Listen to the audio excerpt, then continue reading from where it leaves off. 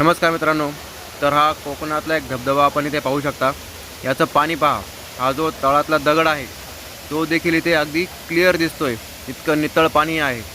या पाण्याचा उपयोग हे कोकणी लोक शेतीसाठी कसा करतात हे मी आपल्याला दाखवतो.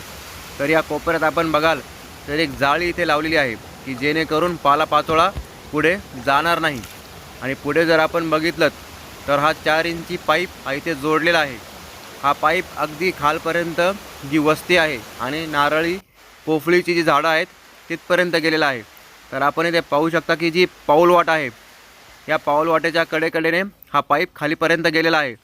आणि खाली गेल्यानंतर अशा पद्धतीची कॉक सिस्टम लावून हे पाणी इथे झाडांमध्ये सोडण्यात येतं, जे संपूर्ण जी सुपारीची नारळाची झाडं आहेत त्या झाडांना दिलं जातं. तर अशा पद्धतीने नॅचरल ग्रॅव्हिटीचा उपयोग करून इथे शेती ही केली जाते.